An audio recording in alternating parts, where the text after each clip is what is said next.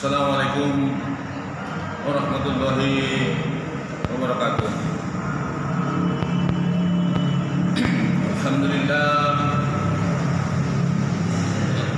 Alhamdulillahirabbil alamin wassalatu wassalamu ala asyrafil anbiya'i wal mursalin wa ala alihi wa sahbihi ajma'in. Mari kita bersyukur kepada Allah Subhanahu wa taala. Ya Rabbi shrah li wa yassir li amri wahlul 'uqdatam min lisani yafqahu qawli. Di sini kita akan belajar bersama-sama melalui YouTube, dan di sini saya Bisoleh Hasibuan SHMH, dan taufik ini akan kita buat sebagai taufik, yaitu referensi, yaitu gagasan legal opinion. Karena kalau berbicara legal opinion, di sini akan kita bicarakan ada beberapa hal di dalam legal opinion. Legal opinion ini adalah tentang untuk menyelesaikan sesuatu persoalan hukum, baik secara perdata maupun secara pidana. Legal opinion ini untuk mengambil upaya-upaya hukum dan langkah upaya hukum apa yang akan kita sampaikan atau kita buat dan kita implementasikan. Yang pertama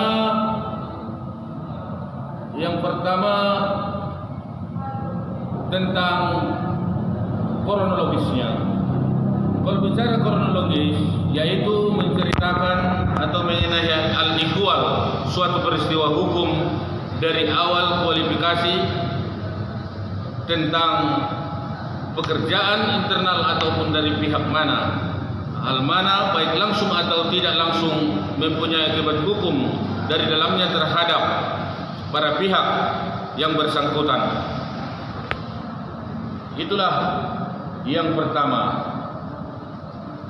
Dalam kasus-kasus, yaitu legal opinion itu, kita membuat sesuatu pendapat hukum itu harus jelas, artinya tentang duduk permasalahannya, yaitu menyangkut hal-hal yang berhubungan dengan suatu, baik itu kontrak karya dari antara instansi dengan individu yang mewakilinya, atau sangkut pautnya harus dilukiskan secara detail melalui rekaman kronologis peristiwa dari awal sampai akhir terjadinya peristiwa konflik kepentingan pembuktian selanjutnya. Di dalam legal opinion ini ada dua versi, yaitu yang pertama bisa secara lisan dan bisa juga secara tulisan. Saudara-saudara pendengar dimanapun Anda berada, dan membuat legal opinion ini boleh saja advokat dan boleh juga bukan advokat. Di sini adalah bagian dari tahap litigasi. Kemudian kalau di dunia advokat ada dua versi, yaitu adalah non litigasi dan litigasi. Kemudian tentang peraturan hukumnya, yaitu permasalahan yang terkait dengan setiap peraturan hukum dan perundang-undangan yang mengaturnya. Di sini harus dijabarkan hal-hal yang berkenaan dengan tata aturan yang dimaksud. Hal apa saja yang menjadi hak dan kewajiban para pihak, bagaimana cara pelaksanaannya, dan di mana letak kekeliruan atau kehilafan akibat tidak dipenuhinya kesepakatan yang telah dibuat dan ditandatangani bersama tersebut. untuk dipertanggungjawabkan secara hukum. Kemudian daripada itu, kalau berbicara legal opinion, di sini harus kita jeli arah kemana. Kalau misalnya dia perdata, itu ada dua versi, yaitu one prestasi atau PMH. Apa itu one prestasi? Yaitu suatu perjanjian yang dilanggar. Dan itu udah jelas ada perjanjiannya. Apa itu PMH? PMH itu adalah perbuatan melawan hukum. Itulah yang melanggar daripada undang-undang yang berlaku. Kemudian tentang hubungan kausalitasnya, yaitu bagaimana persyaratan tentang konsekuensi logisnya dari akibat hukum dan permasalahannya yang diikutsertakan dalam klausula perikatan pada suatu perjanjian yang telah disepakati bersama antara para pihak yang terkait yang ada di dalamnya. Saudara-saudara dimanapun berada, baik itu aktivis, baik praktisi hukum, mari sama-sama kita belajar bersama-sama tentang legal opinion ini. Karena penting, legal opinion ini adalah awal dari menangani suatu kasus perkara, baik non litigasi maupun litigasi.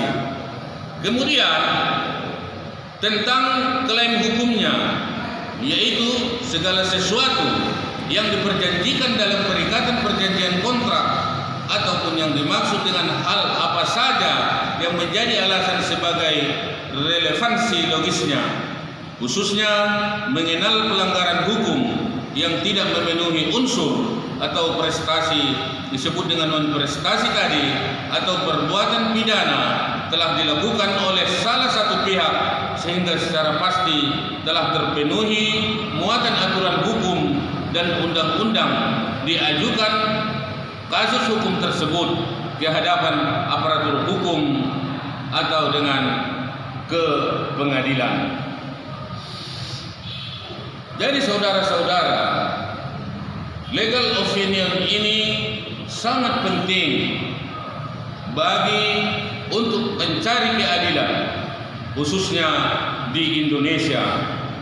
Kemudian masuk kita ke tentang penyelesaian masalahnya, yaitu bagaimana mengenai prosedur kesepakatan persetujuan para pihak dalam memilih domisili hukum atau pengadilan, khususnya dalam menempuh pemulihan hak dan kewajiban serta harkat dan martabatnya. Semua kontekstual yang termaktub dalam klausul perikatan perjanjian tentu telah mempunyai muatan yuridis. Saudara-saudara dimanapun Anda berada, tentu telah mempunyai muatan yuridis tadi, yaitu formal maupun materi, yang mengatur pokok permasalahan tersebut, termasuk alat-alat bukti kontrak yang menjadi tolak ukurnya. Jadi yang kita bahas itulah tadi tentang legal opinion. Pada pokoknya permasalahan di atas atau yang kita sampaikan tadi merupakan petunjuk untuk menemukan semua konteks permasalahan yang tertuang dalam sebuah kontrak ataupun perjanjian hukum. Namun perlu diingat bahwa tidak semua kasus hukum itu harus berakhir di meja hijau. Semua itu tergantung kepiawaian penguasaan materinya dari seorang legal, yaitu yang jeli sejak awal mendesain draft kontrak agar dapat sedini mungkin mengantisipasi masalah tersebut. Ketelitian yang merancang kontrak perjanjian merupakan tugas dari legalnya atau kuasa hukumnya karena sejak awal harus dilengkapi semua susunan klausul perjanjian yang bersifat efektif dan efisien untuk mencegah timbulnya hal-hal sekecil apapun yang di luar dugaan kita. Oleh karena itu, kecerobohan menyusun materi klausul kontrak atau legal opinion tadi dapat berakhir fatal.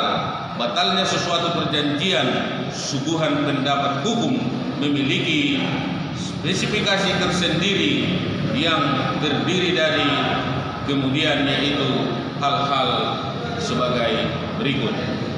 Kemudian kita berbicara pendapat hukum untuk yaitu suguhan yang tadi. Artinya kita dalam suatu menangani persoalan hukum itu harus kita teliti sedetail mungkin bukti-bukti apa saja yang ada pada klaim kita yang harus kita bela. Baik itu persoalan hukum pidana, baik itu persoalan hukum perdata. Saudara-saudara yang mendengar dimanapun Anda berada, seluruhnya kami dari pihak yaitu sebagai pembelajaran bagi kita untuk mempelajari legal opinion ini, mudah-mudahan apa yang kami sampaikan dapat berkenan di hati saudara-saudara. Apabila ada salah kata, kami mohon ampun kepada Allah Subhanahu wa taala dan minta maaf kepada seluruh pendengar. Akhirnya saya mohon ampun kepada Allah Subhanahu wa taala dan minta maaf kepada seluruh pendengar dimanapun Anda berada. Terima kasih. Nasrun minallahi wa fathun qarib wa basyiril mu'minin wallahu mu'afid ila aqwamit thoriq. Wassalamualaikum warahmatullahi wabarakatuh. Terima kasih. Baik Soleh Asibuan. Wassalam.